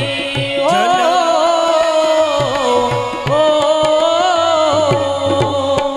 જન્મો જન્મની દાસી તમારી. દર્શન માટે મારી આંખડી અધીરી. દર્શન માટે મારી આંખડી અધીરી. નયનોમાં ચાલે છે આસુડાની ધાર. આજના સત્સંગમાં મારું લખી લેજો નામ. ઓરે રણ છોડ રાય શું કરો વિચાર. તમારી યાદીમાં મારું લખી લેજો ના. તમે જેટલા લોકો સત્સંગમાં આવો છો, ભગવાનની યાદીમાં લિસ્ટમાં નામ લખાયું છે. ફલાણા બેન કથામાં 7 દિવસ આવ્યા હતા. ફલાણા ભાઈ સત્સંગમાં 7 દિવસ આવ્યા હતા. અને ભગવાન પાસે સ્પેશિયલ યાદી છે. એટલે દ્વારિકાધીશ પાસે માગ્યું છે કે પ્રભુ, મને વિપદ સંતુ ન સશ્વર. તમારો વિયોગ વાલા મુજથી સેવાય ના. તમારો વિયોગ માલા મુજથી સહેવાય ના. મનની વાત મારે કોઈને કહેવાય ના. મનની વાત વાલા કોઈને કહેવાય ના. દ્વારિકાવાડા તમને એક વિનંતી. ચરણ કમળમાં રાખો તમે માલા વાલા. ઓરે રણ છોડ રાય શું કરો વિચાર. તમારી યાદીમાં મારું લખી લેજો નામ. આજના સત્સંગમાં મારું લખી લેજો નામ. તમારી યાદીમાં મારું લખી લેજો નામ. આજની કથામાં મારું લખી લેજો નામ. આ ભજન એવા માટે લીધું કે વિપદ સંતુ ન શશ્વત. દુઃખ માગો ને હંમેશા. દુઃખ માગો એટલે તમારા જીવનમાં સત્સંગ આવે જ. અને તમારા જીવનમાં સત્સંગ આવે એટલે સત્સંગ આવે એટલે ઠાકોરજી દોડતા આવે. અત્યારે સત્સંગનો અભાવ છે એટલે ગામડાઓ બગડ્યા છે. જડતા ત્યારે આવે કે સત્સંગનો અભાવ. મહાપુરુષ સંશ્રય. કોઈ મહાપુરુષનો સત્સંગ થાય અને મહાપુરુષનો સત્સંગ થાય તો જીવન આખું બદલી જાય. અને એવા મહાપુરુષો વારંવાર મળતા રહે એટલે તો બ્રાહ્મણો બધાના ઘરે જઈ અને ભિક્ષાવૃત્તિ કરતા. એને કંઈ માગવાની જરૂરિયાત નથી. યાચકા નેવ યાચંતે બોધયંતે ગૃહે ગૃહે. ઘરે ઘરે જઈ અને બોધ આપે. હજી ગામડામાં કહેવત છે, ગોરબાપા કણેક માગવા જાય. ગોરબાપા કઈ તજ થઈ, તિથિ કઈ થઈ એમ નહીં, ભૂદેવ સામેથી આવી ગયા. આજે 9મી તિથિ છે, આજે આ તિથિનું મહત્વ છે. આજના દિવસે ભજન પૂજા પાઠ કરવાથી આનું આ ફળ મળે. રોજ તિથિનું કંઈક ને કંઈક ફળ કે રોજ એ ભજન કરે, એ સત્સંગ કરે ને ભજન કરવા વાળો થાય ને એટલે ભૂદેવો તિથિ કહેવા માટે જાતા. એ યાદ કરાવવાની નોમ પછી દસમ જ હોય, એ બધાને ખબર જ હોય, છતાં પણ ભૂદેવ રોજ આવીને કે આ દસમ તિથિ છે. આજના દિવસે આ પરમાત્માનું પ્રાગટ્ય આ દિવસે અહીંયા થયું હતું. આજે આ મહાપુરુષની પુણ્યતિથિ છે. આજના દિવસે આનો જપ કરવો. આની પાછળ કારણ હતું યાચકા નેવ યાચંતે બોધયંતે ગૃહે ગૃહે. ઘરે ઘરે જેને બોધ આપતા, આ સંસ્કૃતિ એને ગોર કહેવાય. અને પ્રાય આપણા વિસ્તારમાં, હું આજ વિસ્તારનો છું, તોછડી ભાષાનો પ્રયોગ આપણે બહુ કરીએ. સાચો વૈષ્ણવ તો એક જરાય તોછડું બોલે જ નહીં. અને આ વૈષ્ણવ સંપ્રદાયમાં તો કેટલું માનપૂર્વક બોલવામાં આવે છે. ઓલા ઝાપટિયાઓ હોય ને, જે હવેલીમાં ઝાપટ મારતા હોય, એને પણ ઝાપટિયાજી કે, લોટીજી, લોટીને પણ લોટીજી કે, ઝાપટિયાજી, લોટીજી, બધામાં જી જી જી લગાડે, બધામાં જી જી લગાડીને આપણે એટલે અહીંયા વિપત્તિ માગી છે. ને દુનિયાની વાસ્તવિકતા જોવી હોય તો એક વખત તમારે દુઃખના ચશ્મા પહેરવા પડે. દુઃખના ચશ્મા પહેરો એટલે દુનિયાની વાસ્તવિકતા ખબર પડી જાય. જે કહેતા હોય ને બેઠો છું, એ જરૂર પડે ત્યારે કહેજે. પૈસા જોઈએ, અને જ્યારે પૈસા માગવા જાવ ને ત્યારે જ ન આવે. આજ જ નથી, બેંકમાં એફડી કરાવી નાખી. આખી દુનિયાની વાસ્તવિકતા ખબર પડે. એટલે જ હનુમાનજીએ પણ માગ્યું, પ્રભુ મને આપવું હોય તો વિપત્તિ આપો, મારે બીજું કંઈ જોઈએ નહીં. એટલે અહીંયા માં કુંતીએ પણ વિપત્તિ માગી છે. અને વિપત્તિ માગીને 4 વસ્તુનો અનાદર કર્યો છે કે 4 વસ્તુ ભગવાન મને ન આપતા. જન્મૈશ્વર્ય શ્રુતશ્રી વિરેદમાન મદપુમાન. મને 4 વસ્તુ ભગવાન ન આપતા. પહેલા પહેલો જન્મ. જન્મ એટલે મને ઉચ્ચ કુળમાં જન્મ ન આપતા, બાકી અભિમાન જાગે. માનમ મદપુમાન. 4 જગ્યાએથી અભિમાન ઉત્પન્ન થાય. એમાં પહેલું અભિમાન ઉચ્ચ કુળમાં જન્મ મેળવવાથી થાય. તમે બ્રાહ્મણમાં જન્મ લે, વારંવાર કોલર ચડાવવાની ઈચ્છા થાય, અમે બ્રાહ્મણ છીએ એવું. ઊંચા કુળમાં જન્મ મેળવવાથી અભિમાન આવે, મારે ઊંચા કુળમાં જન્મ ન જોઈએ. ઐશ્વર્ય. ઐશ્વર્ય એટલે પ્રતિષ્ઠા. બહુ પ્રતિષ્ઠા મળી જાય ભાઈને તો એ ભાઈને અભિમાન આવે, એટલે બહુ પ્રતિષ્ઠા પણ મને ન આપ પરમાત્મા. અને શ્રુતમ. શ્રુતમ એટલે વિદ્યા. મને સારી વિદ્યા પણ ન આપ. સારી વિદ્યા ભણી જાય તો અભિમાન આવે. ક્યારેક ક્યારેક જોઉં તમે કંકોત્રીમાં લખેલું હોય કે ફલાણા ભાઈના લગ્ન ચિરંજીવી અતુલ, નીચે લખેલું હોય MSc BEd. હવે એ ક્યાં લખવાની ત્યાં જરૂરિયાત છે? કંકોત્રીમાં પણ હવે બધા નીચે લખવા માંડ્યા MSc BEd. એનો મતલબ છે કે વિદ્યા આવે એટલે અભિમાન આવે. એને એમ થાય કે અરે MSc BEd થયો, મારે કોઈને તો બતાવવું કે નહીં. વિદ્યા સાહેબ બતાવવા માટે નથી. End of education is character. શિક્ષણનો અંત છે ચારિત્ર નિર્માણ. અને નીચે લખેલું મતલબ વિદ્યા આવે એટલે અભિમાન આવે. અમે પણ PhD થયા એટલે ડોક્ટર લખાવાનું અમે ભૂલતા નથી, સીધું ડોક્ટર લગાડીએ. એટલે વિદ્યા આવે એટલે અભિમાન આવે. અને એક સંપત્તિ, શ્રી ભીહી એટલે પૈસા. પૈસા આવે તો અભિમાન આવે. તમને વર્ષે 50 લાખની આવક હોય, તમે કથામાં બેસો નહીં હો, કથામાં બેસો તમારા માટે સોફો લાગે. આ અભિમાન. જોજો મોટા માણસો માટે સોફાની વ્યવસ્થા હોય નહીં, નીચે બેસી પણ ન શકે. બહુ પૈસાવાળા માણસો હોય એ કે ભાઈ મને થોડી પેટની તકલીફ, બાકી તો નીચે બેસું, મને પગની તકલીફ છે એટલે બાકી નીચે બેસું, એટલે હું સોફા પર બેસું. એને બેસવું હોય અને બાનુંય બતાવવું હોય, બાકી બેસી શકાય. આ 80 વર્ષના વડીલો બેસે, આ મોટી ઉંમરના આ લોકો જો પલોઠી વાળીને બેસી શકતા હોય, તમે સોફા ઉપર, તારી ઉંમર હજી ભાઈ 45 વર્ષ જ થઈ. પણ આ સંપત્તિ અભિમાન આપે છે. એટલે ઊંચું કુળ નહીં, પ્રતિષ્ઠા નહીં, વિદ્યા નહીં, અને મારે સંપત્તિની જો ઘમંડ વધારનારી છે. એધ માન મદપુમાન. ઘમંડ વધારનારી છે. ભગવાન મને ન આપ.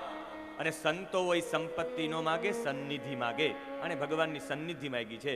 સુખ નહીં, સુખેશને માગે છે. સુખ આપનારાને માગે છે.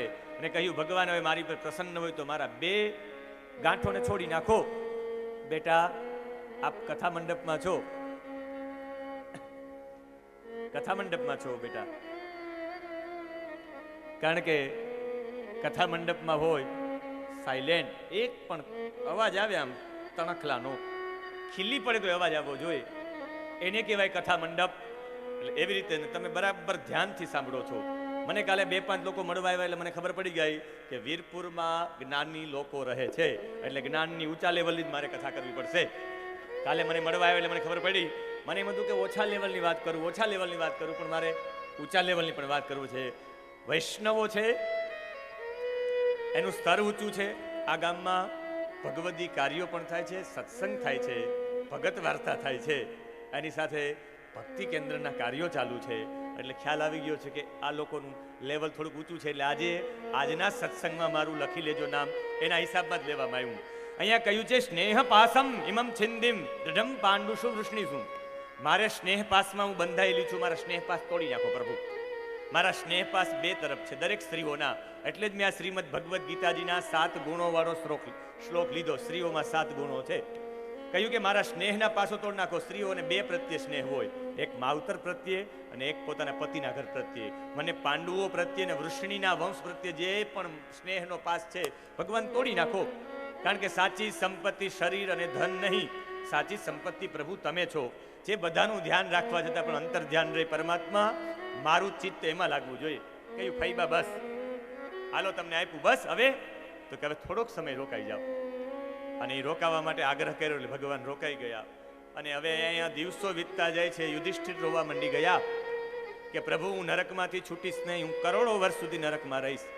મેં કેટલી સ્ત્રીઓને વિધવા કરી, ઘણા બધા બાળકોને અનાથ કર્યા. 18 અક્ષોહિણી સેના જો યુદ્ધમાં મરાણી હોય તો એની પાછળનું કારણ હું છું. મેં ગુરુને માર્યા, મેં મારા ભાઈઓ સાથે વેર કર્યું. મેં 21,870 ઘોડા જેમાં હોય, 21,870 જેમાં હાથી હોય, 21,870 જેમાં રથ હોય, જેમાં 65,610 ઘોડે સવારો હોય, જેમાં 1,09,305 પાયદળ હોય, એવી એક અક્ષોહિણી સેના થાય. એનું માપ બતાવ્યું છે. અક્ષોહિણ્યા પ્રમાણમસ્તુ ખગઃ અષ્ટકૈઃ દ્વિજૈઃ ગજૈઃ. કેટલા હાથી, કેટલા ઘોડા, કેટલું પાયદળ. એક અક્ષોહિણી સેનામાં એટલું હોય તો મેં 18 અક્ષોહિણી સેના, મારા લીધે ઝઘડો થઈ છે, હું છૂટીશ નહીં. ભગવાન કહે આને કોઈ સમજાવી નહીં શકે. એક વ્યક્તિત્વ એવું છે આને સમજાવી શકશે, જેને આ આદર્શ માને છે અને પોતાના આઈડલ હોય ને એ સમજાવે તો જ ઉતરે. બાકી ગમે એવા તમને કોઈ પ્રત્યે આદર્શનો ભાવ ન જાગે તો કથાકાર ગમે એટલું બોલે ન થાય. તમને આદર્શનો ભાવ સેજ પણ આડાવડો થઈ જાય, કથાકાર આખો પોતાનું બધું ઠલવી દે તો એ તમને શ્રદ્ધા ન જાગે. એટલે કહ્યું કે આને શ્રદ્ધા હોય એની પાસે લઈ જવા દે, આદર્શ પાસે. અને કહ્યું ચાલો કુરુક્ષેત્રની યાત્રામાં. કુરુક્ષેત્રની યાત્રામાં કૃષ્ણ પહોંચ્યા છે કે તો પાંડવો સહિત દેવતાઓ, ઋષિઓ બધા. અને ત્યાં પહોંચ્યા છે બાણની સૈયા ઉપર સૂતા ભીષ્મ પિતામહ પાસે. અને પિતામહ ભીષ્મ પાસે જઈ અને યુધિષ્ઠિરે પ્રશ્ન પૂછ્યો છે. યુધિષ્ઠિર બોલ્યા છે કો ધર્મ સર્વધર્માણામ ભવતઃ પરમો મતઃ કિમ જપન મુચ્યતે જંતુ જન્મ સંસાર બંધનાत्. આ પહેલો પ્રશ્ન હતો. કો ધર્મ સર્વધર્માણામ, બધા ધર્મમાંથી ઊંચો ધર્મ કયો? ભવતઃ પરમો મત, તમારો મત શું છે? પિતામહ ભીષ્મને પૂછ્યું યુધિષ્ઠિરે. અને એ સમય કિમ જપન મુચ્યતે જંતુર જન્મ સંસાર બંધનાत्, કેનો જપ કરવાથી જન્મ સંસારના બંધનમાંથી મુક્ત થઈ જવાય. અને પિતામહ ભીષ્મ જવાબ આપે છે, નોટ કરી લેજો. અને એ જવાબ આપ્યો એ આખું વિષ્ણુ સહસ્ત્ર છે. આ વિષ્ણુ સહસ્ત્ર અહીં બોલાનું છે. આનો પહેલો શ્લોક અહીંથી ચાલુ થાય. કો ધર્મ સર્વધર્માણામ. અને વિષ્ણુ સહસ્ત્રનો આજે પણ કોઈ પાઠ કરે, વૈષ્ણવોએ ફરજિયાત વિષ્ણુ સહસ્ત્ર કરવું જ પડે, ફરજિયાત. તમે દીક્ષા લીધી છે સૌથી મોટું શાસ્ત્ર હોય. ભગવાન સ્વામિનારાયણ ભગવાન એવું કહેતા. કોઈ ભગવાન સ્વામિનારાયણ ભગવાનને પૂછ્યું કે સૌથી મોટું શાસ્ત્ર કયું? એને જવાબ આપ્યો સૌથી મોટું શાસ્ત્ર વિષ્ણુ સહસ્ત્ર છે. વિષ્ણુ સહસ્ત્ર કોઈ મોટું શાસ્ત્ર નથી. શંકરાચાર્યજી પણ એની ઉપર ભાષ્ય લખ્યું. અને વિષ્ણુ સહસ્ત્રને તમને પ્રત્યક્ષ ઉપમા આપું. તમારા ઘરે રોજ વિષ્ણુ સહસ્ત્રનો પાઠ થાય, તમારી ઉપર કરજ ન ચડે, તમારી ઉપર ઋણ ન ચડે, તમારા ઘરે પૈસા ખૂટે જ નહીં. એનું કારણ છે કે તમે દ્વારિકામાં જાઓ, દ્વારિકામાં ગુગડી બ્રાહ્મણો છે. ગુગડી બ્રાહ્મણોની આજીવિકા યજમાન વૃત્તિ જ છે. જે યાત્રિકો આવે એને દર્શન કરાવે, પણ એક પણ ગુગડી બ્રાહ્મણ એવો નથી જેની 8 આંગળીઓમાં વીંટીઓ ન હોય, જેના ગળામાં સોનાના ચેન ન હોય. બધા પ્રોપર્ટી વાળા, પૈસા વાળા છે. લક્ષ્મી એવા માટે ન ખૂટે કે એના ઘરે વિષ્ણુ સહસ્ત્રનો પાઠ કરીને જે બ્રાહ્મણ નીકળે, એની પત્નીઓ પણ જગત મંદિરમાં સાંજે 7 વાગે વિષ્ણુ સહસ્ત્રના પાઠ કરતી હોય. 1000 નામ બોલવામાં આવે જેના ઘરે. હું પ્રશંસા વીરપુરની 2 કણ કહ્યો, વીરપુર જેવું ગામ ન થાય, એમાં વૈષ્ણવો રે, આમ છે વીરપુર, આમ 5-7 પ્રશંસા કરું તો તમને રાજી થઈ જાવ કે ઓહો અમારા વીરપુરની પ્રશંસા કે તમારી પ્રશંસા કરું, 5 પ્રશંસા કરું રાજી થઈ જાવ. 1000 પ્રશંસા છે ભગવાનના નામની. અને પ્રશંસા પ્રિયાહા દેવાહા, દેવતાઓ પણ પ્રશંસાને પ્રિય માને છે. એટલે 1000 નામનો પાઠ છે. વિષ્ણુ સહસ્ત્રમાં તાકાત છે. આ ગોપાલનંદ સ્વામીજી છે, એણે સાળંગપુરના હનુમાનજીની સ્થાપના કરી એ પહેલા એણે વિષ્ણુ સહસ્ત્રના જ પાઠ કર્યા. સ્વામિનારાયણ સંપ્રદાયમાં અત્યારે કંઈ પણ સમૃદ્ધિ હોય એનું ફક્ત અને ફક્ત કારણ એના મૂળમાં વિષ્ણુ સહસ્ત્ર છે. ભગવાન સહજાનંદ સ્વામીજી, સ્વામિનારાયણ ભગવાન ગમે ત્યાં જતા એટલે હરિભક્તો સાથે હોય, 500 હરિભક્તો હોય, બધાને કે લાગી જાઓ વિષ્ણુ સહસ્ત્રના પાઠમાં. વિષ્ણુ સહસ્ત્રના પાઠમાં લાગી જાય બધા. વિષ્ણુ સહસ્ત્રના પાઠ ખૂબ કરતા અને તમારા જીવનમાં, તમારા પટેલ સમાજમાં, મહારાષ્ટ્રમાં એક પટેલ થઈ ગયા જેનું નામ હતું તુકારામ. તુકારામ કડમી હતા અને આ તુકારામે એના જીવનમાં 1 લાખ વિષ્ણુ સહસ્ત્રના પાઠ કર્યા. તુકારામે 1 લાખ વિષ્ણુ સહસ્ત્રના પાઠ કર્યા.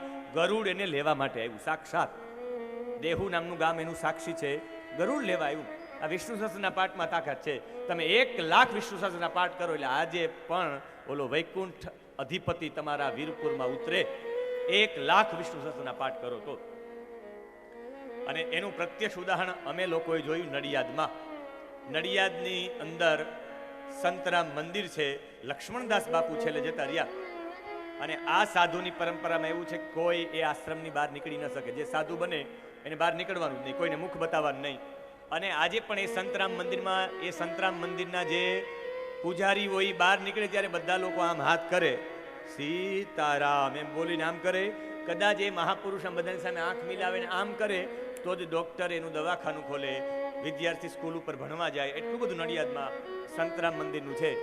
અને એ સંતરામ મંદિરમાં ગુજરાતની 52 પાઠશાળાઓ છે ટોટલ, સંસ્કૃત પાઠશાળા.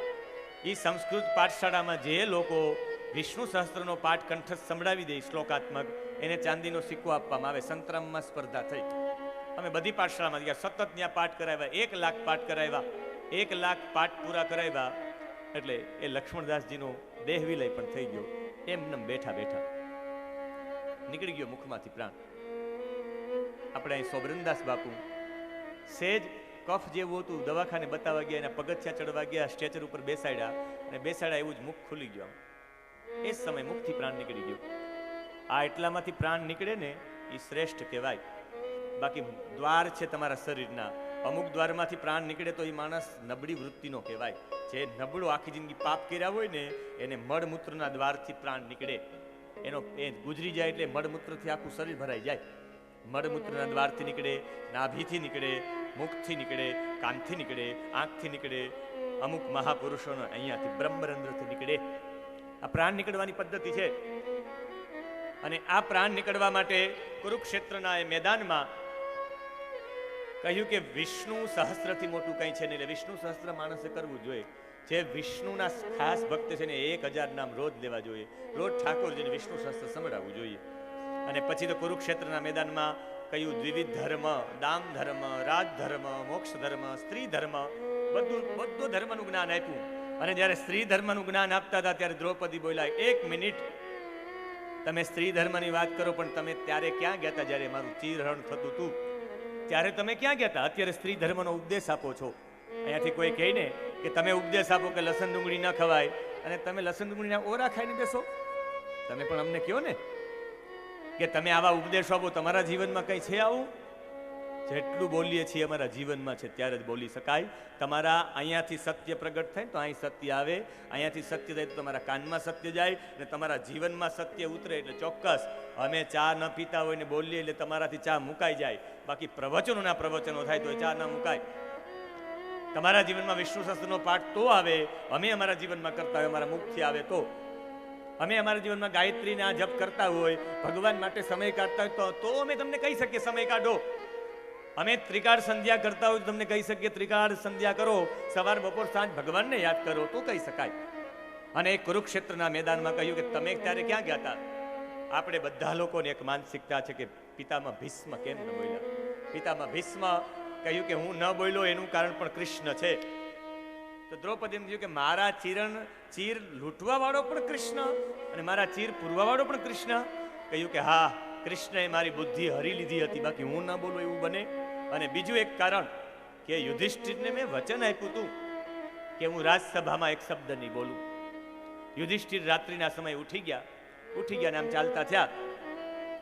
એ ચાલતા ચાલતા આગળ પહોંચ્યા ને જેવા આગળ પહોંચ્યા ત્યાં નારદજી મળ્યા કે પિતૃલોકમાંથી આવું છું, તમારે રાજસૂય યજ્ઞ કરવાનો છે. આને કહ્યું રાજસુ યજ્ઞ નથી કરવો. એ યજ્ઞ કરવા માટે ઘણા બધા રાજ્યો જીતવા પડે. એ રાજ્યો જીતવામાં યુદ્ધ થાય, ઘણી બધી સ્ત્રીઓ વિધવા થાય, ઘણા બધા નાના બાળકો અનાથ થાય. અમારે યુદ્ધ નથી કરવું, અમારે રાજસુ યજ્ઞ નથી કરવો. સવારમાં આ વાત યુધિષ્ઠિરે એની માને કહીને કુંતી રડવા માંડ્યા કે તારા પિતાજીની ઈચ્છા હતી રાજસુ યજ્ઞ કરવાની, ક્યાંક પિતૃલોકમાંથી સંદેશો નથી મોકલાયો ને? ક્યાં તો ભીમ કે બાપની ઈચ્છા પૂરી કરે, પિતાની ઈચ્છા પૂરી કરે, એનું નામ જ પુત્ર યજ્ઞ કરવો છે.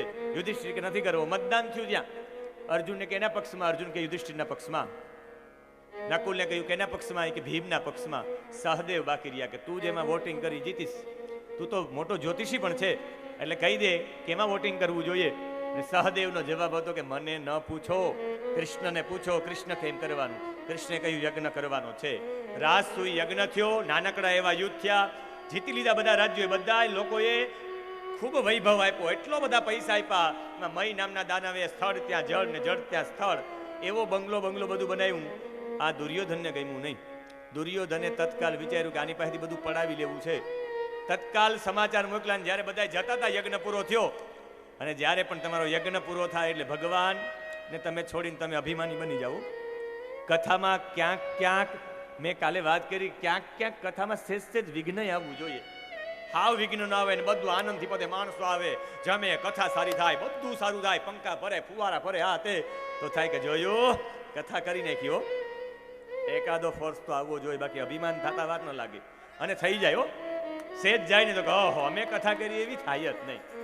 અમે લોકોએ કથા કરી, કથામાં 6 દિવસ સુધી જબરદસ્ત કથા રહી. એમાં અમુક પછી અમારા પરિવારને કોલર ચડા માંડ્યા, જોઈ લીધું ને કથા, આને કહેવાય કથા, આમ તેમ. એટલે મેં કીધું ભાઈ જરાય આવું ન કરતા, બાકી 1 જ સેકન્ડ થશે ઠાકોરજીને, 1 જ સેકન્ડ થશે, આખું માહોલ બગાડતા પણ 1 જ સેકન્ડ થાય, એટલે જરાય કોલર ચડાવતા નહીં. એટલે પરમાત્મા ક્યારેક ભડાકા વગાડે તો સમજવાનું કે આપણે અભિમાન ન આવી જાય. એકાદો ભડાકો વાગે, લાઈટ વહી જાય તો પણ સમજવાનું કે ભાઈ 2-3 વાર લાઈટ ગઈ ને ઘોડા પાડવા પડ્યા, 5 મિનિટ કથા રોકવી પડી. આને પણ કહેવાય અભિમાન ન આપે ને લ્યો. સંપૂર્ણ પૂર્ણ તો પરમાત્મા એક જ છે. આપણે પૂર્ણતાનો અનુભવ ન થાય એટલે ભગવાન ક્યાંક ને ક્યાંક બ્રેક લગાવે. અને કથામાં પણ એવું હોય, અમને એમ થાય કે ઓહો અમે સારી કથા કરીએ, બધું સારું હોય, માઇક સારા હોય, બધું સારું હોય, તો કથામાં ઉત્સાહ જ ન આવે. ક્યારેક જ્યારે અમે અભિમાન કરીએ ત્યારે બધા કરતા હોય. ગમે એવો હોશ પાવરથી વાત કરીએ તો વાયોલિન બધું વાગતું હોય, એને રિપેર કરીએ તો માઇક બધું વાગવા માંડે. રોજની જેણે સિસ્ટમ કરવી એ પ્રમાણે જેણે માઇક ગોઠવું હોય, બધું હોય, પણ માઇક આપણે નથી ભાઈ બરાબર, થોડુંક આપો, ઇકો આપો, ઇફેક્ટ આપો, વારંવાર એને આપણે પરેશાન કરવાની ઈચ્છા થાય. પણ એ વાસ્તવિકમાં આનો વાંક નથી, આનો વાંક છે. તમે મનથી વિચાર લીધું છે કે હવે આમ જ કરવાનું છે.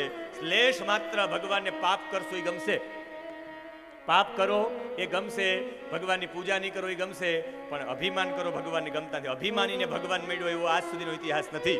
જેસલને પણ ભગવાન મળ્યો, પણ આજ સુધી અભિમાની માણસને ભગવાન ન મળે. અભિમાનથી દૂર રહે.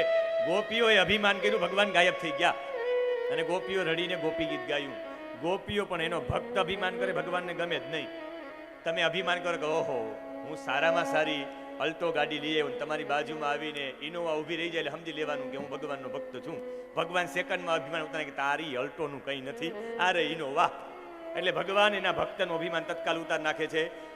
એમ કહ્યું કે ભાઈ અભિમાન થઈ ગયા. યુધિષ્ઠિરને અભિમાન આવી ગયું. યુધિષ્ઠિર કેવા માંડ્યા, વ્યાસજી જતા હતા અને વ્યાસજીને પગે લાગીને કહ્યું કે અમારા જેવો યજ્ઞ કોઈ કર્યો નહીં હોય. યજ્ઞમાં અમે યુદ્ધે ન કર્યું, સામાન્ય યુદ્ધ કર્યા ને અમે આખો યજ્ઞ કર્યો, બાકી યુદ્ધ વિના યજ્ઞ થઈ જ ન શકે. વ્યાસજી કે બહુ આનંદિત ન થા, બહુ પ્રભાવિત ન થા.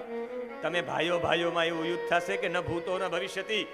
તમે ભાઈઓ ઝઘડશો, કરોડો લોકો મરી જશે, ઘણી સ્ત્રીઓ વિધવા થશે, ઘણા બાળકો અનાથ થશે. એનું કારણ ફક્ત ને ફક્ત યુધિષ્ઠિર તું હોઈશ. વ્યાસજી જતા રહ્યા. યુધિષ્ઠિર કે અત્યારે સંન્યાસ લઈ લો, હું એટલા લોકોને મરવાનું કારણ બનું, ભાઈઓના ઝઘડાનું કારણ બનું, ઘણી સ્ત્રીઓના વિધવા બનવાનું, બાળકોના અનાથ બનવાનું કારણ બનું, તો મારે આવું થવું જ નથી. તત્કાલ સંન્યાસી બની જાઓ. સંન્યાસી બનવા માટે પ્રસ્તાવ મૂક્યો. ત્યારે બધા ભાઈઓ કે આપણે વચન આપ્યું છે માને કે અમે 5 ભાઈઓ ભેગા રહેશું. અને બીજું એક વચન આપ્યું છે, દ્રૌપદી કહે કે મેં 5 સાથે લગ્ન કર્યા, તમે અખંડ રહો એટલે તો લગ્ન કર્યા, એમ ન ચાલે. આ વાતો કરતા હતા કે સંદેશો આવ્યો દુર્યોધનનો, જે ઝૂકતું રમવા માટે બોલાવે છે. અને નિયમ છે જે ઝૂકટું રમવામાં રાજા ના પાડે તો સામેવાળો રાજા ચડાઈ કરે. હમણાં જ યુદ્ધ થઈ જશે ઝૂકટાની ના પાડશું તો. અને એના તરફથી શકુની રમશે. વિચાર્યું કે આને આપણો વૈભવ જોઈને ગમ્યું નથી, આપણે હારી જાય વૈભવ બધોય, આ વૈભવ તું રાખ. ભાઈઓ ભાઈઓમાં ઝઘડા થાય, ભવિષ્યવાણી મારે ખોટી પાડવી છે અને બધું હારીને વયા જાય. આપણે જંગલમાં રહીએ, ભલે રાજ કરે. ભાઈઓ ભાઈઓમાં આપણે ઝઘડો નથી કરવો. ઘણી સ્ત્રીઓને વિધવા નથી બનાવી, ઘણા બાળકોને અનાથ નથી બનાવવા. આ નિર્ણય કરી અને જુગાર રમવા માટે નક્કી કર્યું કાલ બધું હારી જશું. કીધું કાલે અમે રમવા આવીએ છીએ. રાત્રે સૂતા પણ યુધિષ્ઠિરને નિંદર નહીં કે રમશું ને એમાં પિતામાં ભીષ્મ કહેશે કે હવે રેવા દ્યો, આની પાસે કંઈ નથી રહ્યું, 2-5 ગામડા તો રેવા દ્યો, અમારે તો બધું હારી જ જવું છે. એટલે યુધિષ્ઠિર રાત્રિના 12 વાગે ગયા પિતામાં ભીષ્મ પાસે. દરવાજો ખોલાવીને કહ્યું કે મારા મસ્તક ઉપર હાથ મૂકો અને તમને એવું લાગે છે 1% પણ હું ધર્મના રસ્તે છું? કહ્યું કે યુધિષ્ઠિર તું સાક્ષાત ધર્મનો અવતાર છે, એક વચનની 10 વચન આપું, તારે શું જોઈએ? કે કાલની રાજસભામાં અમારે બધું હારી જવાનું છે, તમારે એક પણ શબ્દ બોલવાનું નથી. આને સંપત્તિ જોઈએ, અમે સંપત્તિ આપી દઈએ. અમારે ભવિષ્યવાણી છે કે ભાઈઓ ભાઈઓ ઝઘડશું, મારે ભાઈઓ વચ્ચે યુદ્ધ નથી કરવું, ઘણી સ્ત્રીઓને વિધવા નથી બનાવી, બાળકોને અનાથ નથી બનાવવા. કાલની રાજસભામાં અમે બધું હારી જાય, તમારે એક શબ્દ બોલવાનો છે નહીં. પિતામાં ભીષ્મએ કહ્યું કે હું ધર્મને વચન આપું છું, જાઓ, એક પણ શબ્દ નહીં બોલું. અને એવું જ દ્રોણાચાર્યજી પાસેથી વચન લીધું કે તમારી પાસે હું સત્યમ વદ ભણ્યો, આજે પણ હું ખોટું બોલતો નથી. તો ગુરુજી તમે મને કહ્યું હતું કે માગ તારે શું જોઈએ? 32 દિવસ સુધી મેં સત્યમ વદ બોલ્યો નહીં. બધાએ કંઠસ્થ કર્યું તો એટલો નબળો કેમ? તમે પૂછ્યું ત્યારે મેં કહ્યું કે ગુરુજી હું મારા જીવનમાં ચરિતાર્થ કરું છું અને 32મા દિવસે હું બોલ્યો કે સત્યમ વદ, હવે પછી હું ખોટું નહીં બોલું. તમે મને ઉઠાવી લીધો, તેડી લીધો, માગ શું જોઈએ? આજે માગવા આવ્યો, કાલની રાજસભામાં તમારે કંઈ બોલવાનું છે નહીં. એટલે આવા મહાપુરુષો બોલ્યા નહીં. બાકી એક સ્ત્રીનું હરણ થતું હોય પિતામાં ભીષ્મ ન બોલે. આપણે બધા કે એનું અન્ન ખાધું એટલે બોલ્યા નહીં. સાહેબ અન્ન ખાધું હોય તો પહેલા બોલવું પડે. જેનું ખાધું હોય એનું ખોટું ન કરાય. એનું આડાવડું થતું બોલે નહીં આવો મહાપુરુષ. પણ એનું મુખ્ય કારણ આ છે.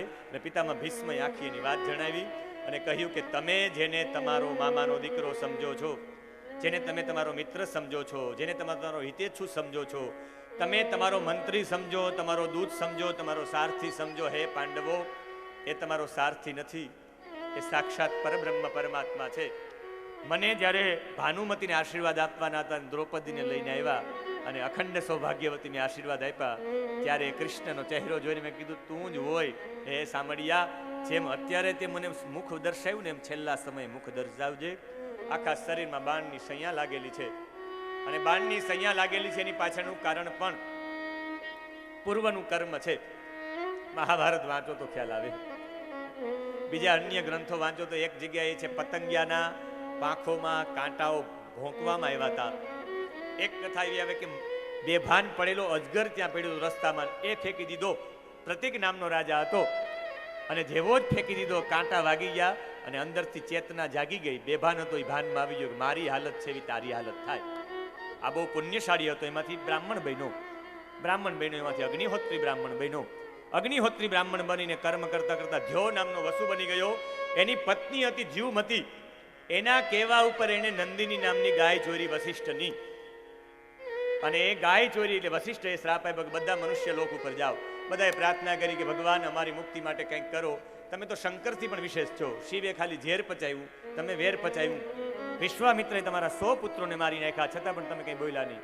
અમને માફ કરો. કહ્યું કે તમે 7 વસુઓ છે એ તમારી મુક્તિ છે, ભ્રુ શ્રુ તમારી મુક્તિ છે, પણ ધ્યો નામના વસુની મુક્તિ નથી. કારણ કે આ ધ્યો નામનો વસુ એની પત્નીનું માયનો છે અને મનુષ્ય લોકો જેવું કામ કર્યું. જાઓ તમે બધા મનુષ્ય લોક ઉપર જાઓ, પણ કોઈ સ્ત્રી તૈયાર થાય ને જન્મતા સાથે તમને મારી નાખે તો તમારા સાથેની મુક્તિ આ ધ્યો નામના વસુને આખી જિંદગી ત્યાં વિતાવી પડશે. એની પત્નીનું માયનો છે એટલે પત્ની વિહોણો રહેશે, આખી જિંદગી વિતાવી પડશે. એ સાથે વસુએ પ્રાર્થના કરી માં ગંગાને, અને એ દેવકુલ્યા એ ગંગા જઈને પ્રતિપના ખોડામાં બેઠી તપ કરતો હતો પુત્ર માટે. પ્રતિપે કહ્યું કે તું મારા જમણા ખોડામાં બેઠી, બાકી હું તને પત્ની બનાવે. ડાબા ખોડો, આ ડાબો જાંગ છે એ પત્નીની છે, જમણો ખોડો જમણી જાંગ છે પુત્રની છે, પુત્ર વધુની છે અને દીકરીની છે. કાં તું મારી દીકરી બન કે પુત્ર વધુ બન, કે દીકરી કરતા પુત્ર વધુ બનું તો તમને દીકરો આવી જાય અને હું પુત્ર વધુ બની જાય. પેલો દીકરો એને ત્યાં આવ્યો પ્રતિપ નહીં, એનું નામ હતું દેવાપી, કુષ્ઠ રોગી હતો. કે આ તો રાજા બની ન શકે, બધા મૂંઝાણા. ફરી સાધના કરી અને પછી દીકરો ઉત્પન્ન થયો. એનાથી આખી પ્રજાને શાંતવના મળી, નામ પડ્યું શાંતનુ. એ શાંતનુના લગ્ન ગંગાજી સાથે થયા. ગંગાજીએ શરત મૂકી, કોઈ પ્રશ્ન પૂછવાનો નહીં. 7 બાળકોને પધરાવી દીધા. એ 7 વસુ હતા. 8મો બાળક પધરાવવા માટે ગયા. કહ્યું કે આ આખી જિંદગી અહીં રહેશે, આનું નામ દેવવ્રત પડશે, હું આને ઉપર લઈ જાઉં.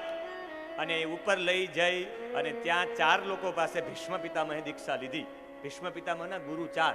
એ ચારેય ગુરુના 4 લક્ષણો ભીષ્મ પિતામહમાં આવ્યા. એમાં પહેલું લક્ષણ બૃહસ્પતિ ગુરુ, બૃહસ્પતિ જેવા વિદ્વાન હતા. બીજા ગુરુ શુક્રાચાર્ય, અને શુક્રાચાર્યએ એક મંત્ર જેપો છે, અને જે મંત્ર દ્વારા માણસ અજર અને અમર રહી શકે, મરેલા માણસને પણ ઊભો કરી શકાય. અને એવો મંત્ર શુક્રાચાર્યએ એના જીવનમાં લીધો. જે માણસની રાખ મળી જાય, મરેલા માણસની રાખ મળે, એના ઉપર પણ જલ છાંટીને જીવિત કરી દે, એ મહામંત્ર જેને કહેવાય મહામૃત્યુંજય મંત્ર. ઓમ ત્ર્યંબકમ યજામહે સુગંધિં પુષ્ટિવર્ધનમ ઉર્વારુકમિવ બંધનાન મૃત્યો. વિચારતા નહીં કે આ ભોળાનાથનો મંત્ર છે. આ પરમ શક્તિનો મંત્ર છે, પરમ તત્વનો મંત્ર છે. ત્રંબકમનો અર્થ જાણ્યો છે કોઈ દિવસ? ત્રંબકમ કોને કહેવાય? ત્રિઅંબકમ, જેની 3 અંબા. અંબા એટલે જેની 3 માં છે. કેની 3 માં છે? કૃષ્ણની 3 માં છે. દેવકી, યશોદા અને રોહિણી. હે ત્રંબકમ, હે કૃષ્ણ, રામની 3 માં છે. કૌશલ્યા, કૈકેયી ને સુમિત્રા. ત્રિઅંબકમ, હે ત્રંબકમ, હે કૃષ્ણ, હે રામ, હે શિવ, બધા માટે આ મંત્ર છે. આ તો આપણા માનસમાં ભરાઈ ગયો. શિવનો મંત્ર છે નહીં. શ્રી કૃષ્ણ શરણમ મમ, ઓમ નમો ભગવતે વાસુદેવાય. એની જેમ જ આ વૈદોક્ત મંત્રો છે, જે મૃત્યુને જીતી શકે, જેના દ્વારા મૃત્યુને જીતી શકાય એવા. અને મૃત્યુ ઉપર જીતી શકાય ખાલી શંકરને માનવાથી નહીં, કૃષ્ણને માનવાથી, નારાયણને માનવાથી પણ મૃત્યુ ઉપર જય મળી શકે. એ મૃત્યુંજયની વાત છે. ત્રિઅંબકમ સુગંધિમ, જે તમારા જીવનમાં સુગંધ આપે, સુવિચારોની સુગંધ આપે, તમારા જીવનમાં કેમ જીવવું એની સુગંધ આપે, તમારું શરીર કોણ બરાબર રાખે, પુષ્ટિવર્ધનમમાં તમારું આ કાર્ય છે એની પુષ્ટિ આપે કોણ? ઠાકોરજી ન હોય તો આ કાર્યની પુષ્ટિ થઈ શકે? સુગંધિમ પુષ્ટિવર્ધનમ ત્રિઅંબકમ એટલે કૃષ્ણ. ઓમ ત્ર્યંબકમ યજામહે સુગંધિં પુષ્ટિવર્ધનમ ઉર્વારુકમિવ બંધનાન મૃત્યોર્મુક્ષીયમામૃતા. ઉર્વારુકમ ઇવ, ઉર્વા એટલે જેને કહેવાય આપણે ઉર્વાનું ઝાડ આવે છે.